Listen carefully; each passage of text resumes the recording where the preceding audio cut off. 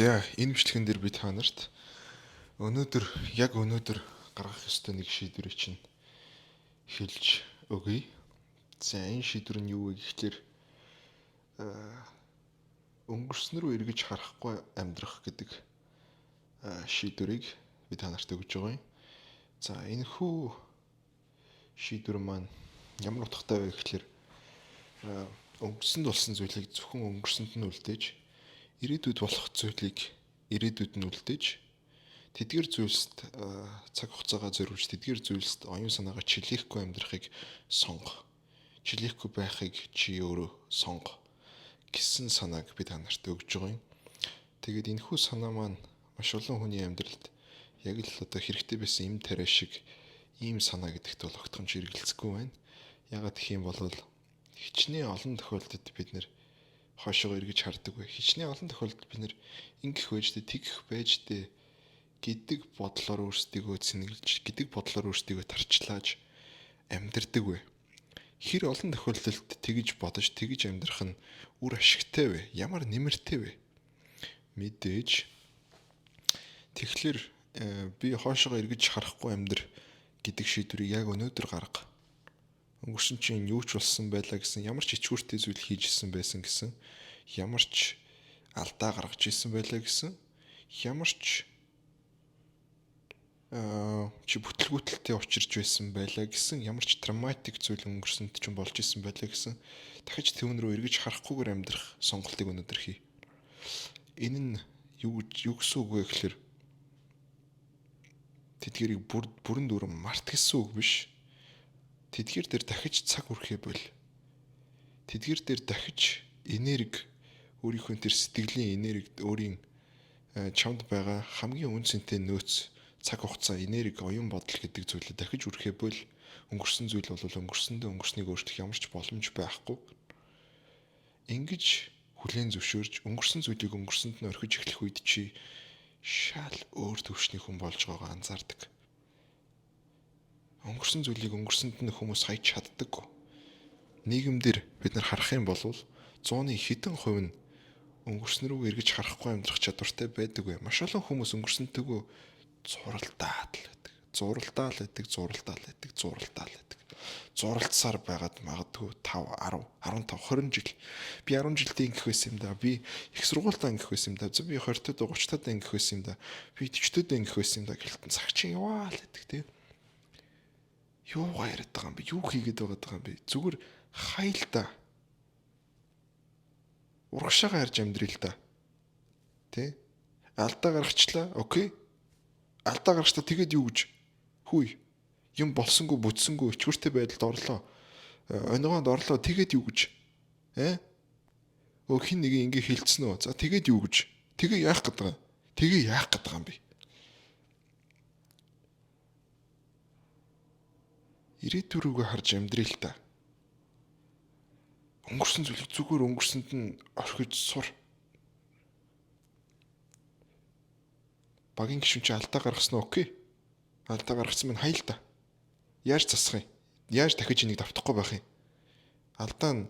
Алдааных нь үр нөлөө нь одоо байгаад байгаа бол тэрийг нь яаж засварлах вэ? Яаж урагшаага бид нар энийг даван туулаад явах вэ? Хосын харилцаан дээр чи асуудал гарч ирсэн болвол хос ч магадгүй асуудал гаргасан болвол яаж тэрийг даван туулаад явах вэ? Нэг бол салъя л та. Чи тэгсэн чи намайг ингэж мэдрүүлсэн. No, болоод өнгөрцөн. Араар тавьсан. Хуурм ихэлсэн. Эсвэл чиний үгэнд ороогүй. Хүснэр чинь байгаагүй. Окей, ойлголоо. Өнгөрсөн зүйл аль хэзээ болцсон тэр зүйл. Энэ тухай ярилцаад хэрэг байхгүй, буруутгаад хэрэг байхгүй, нэгэн рүүгээ чихэлцээд нэмэр байхгүй. Тэр тухай тийм ээ. Одоо зүгээр л урагшаага харъя. Зүгээр урагшаага одоо шийдвэр гаргая. Одоо яах юм? Хоёулаа хамт байх юм уу, үгүй юм уу? Хамт байх юм бол энэ янзаараа явахгүй. Энэ үйлдэлүүдээ ингэж өөрчлөд үзье. Надад ийм баймаар байна. Чамд ийм баймаар байна. Дундаа ийм шийдвэрийг гаргая. Ийм шийдлийг олъё. Шийдэл үнэхээр олдохгүй байгаа бол болиё. Тэгхгүйгээр тэнд бид нар маргал таатах шаардлага байхгүй. Тэнд бид нар чи тэгсэн би тэгсэн үгүй би тэхээгүй ингэсэн. ба ярьсаар байгаад надад амьдрал чинь дууслаа штэ. Өнгөрсөн зүйл өнгөрсөндөө байхгүй. Багийн спортоор хичээлж гин үү, сагсан бөмбөг тоглож гин үү. Багийн гишүүн чинь нэг алдаа гаргалаа. Хинэ Бата Солонгоо нараа чи ийм шийдвэлт хийгээд тахтай яадгийн чи no тэр шийдэлт аль хэзээ болдгоороо болцсон дууссан. Тэр цаг секунд минут болоод өнгөрчихсөн. Одоо яах юм? Батаг сэлгээнд суулгах юм уу? Батадад тоглосон хിവэр байх юм уу? Байх юм бол одоо шууд ярилцъя. Энэ шийдвэрийг дахиад ийм шийдэлт дахин хийгээд байх юм бол багасаа чамайг гаргана болоо. Тэ? Эсвэл би багасаа гарна. Ингээд бид нэр хурдтайгаар урагшлах хэрэгтэй биш үү? Тэрэн дээр бид нар маргаад ах хэрэг алгаа. Тэрэн дээр бид нэг нэрүүгээ буруугаа чихээд ах хэрэг байхгүй байна.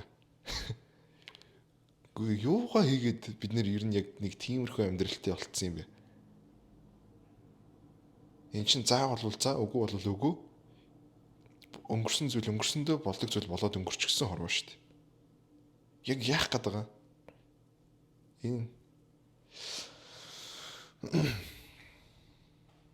за Dota тоглож гинөө те. Хүн хамгийн гол нь хараа.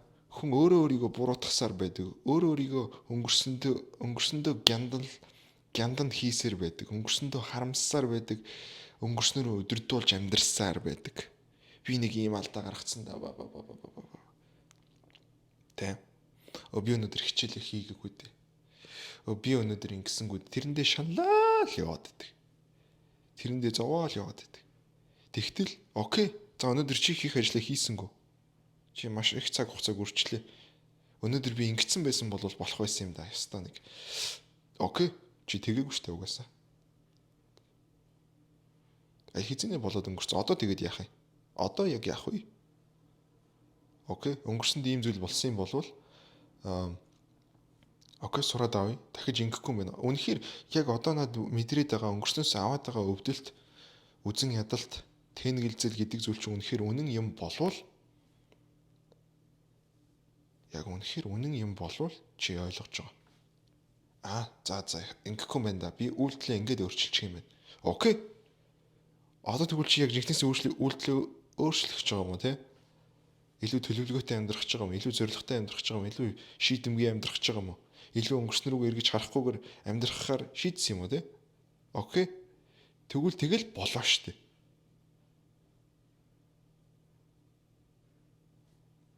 Тэгэл болоо байхгүй. Яагаад вэ гэхээр чи үнэхээр үйлдэлээ өөрчлөөд явж байгаа бол өнгөрснийг бид нэр яаж чадахгүй. Гэхдээ ирээдүг бол яаж чадна?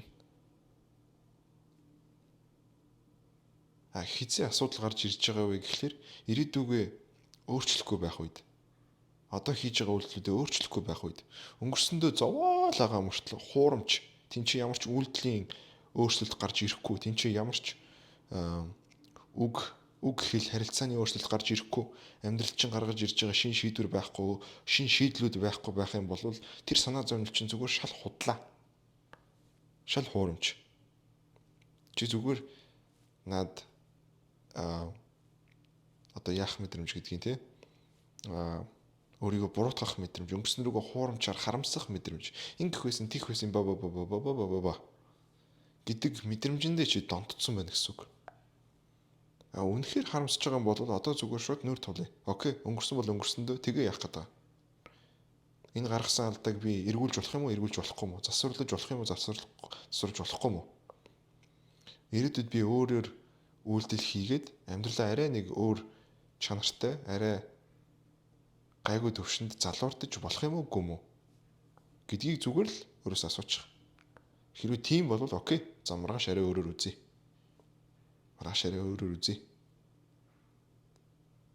Үгүй бол болоо. Дуусаа. Окей. Засварлашгүй алдаа хийчлээ. Тэгвэл засварлаж болохгүй юм бол чи одоо зовоод нэмэр байхгүй шүү дээ. Тэгвэл зовхоо бол хай. Засварлаж болох юм бол бас хай. Ягаад гэх юм бол маргааш юмнууд өөр болох гэж шүү дээ.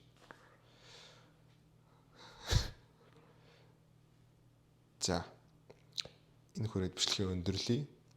Хөрөнгөний зах зээлийн ярилцлага цааш нэр суралцаж эхлэх гэж байгаа. За тэгээ өдөр болгон миний хийсэн гүнзгий шинжилгээ тайлбаруудыг авах сонирхолтой залуус байх юм бол линкэн дээр линкийг нь үлдээчи. Тэгээд нөгөө талд уулзцгаая. Амжилт хүсье залуучуудаа. Өөр ямар сэдвэр яриулмаар байна? Ямар зүйлс төр асуудал тулгарч байна? Хөрөнгөний зах зээлийн ярилжаа юу? Хувь хүний хөгжил үү? Хосын харилцаа юу? Эсвэл өөрөө өөртөө хийж байгаа харилцаа юу? Эсвэл амьдралаа чи дараачийн төвшин дээр гаргаж ирэхийн тулд гацчихад байгаа бол ямар асуудалд гарч ирж чинь коммент хэсэг дээр бас хуваалцаарай. Харагдж байгаа одоо ерөнхий зураглалуудыг харж байгаад бичлэгүүдээ бэлдээд явах болно. За тэгээд яа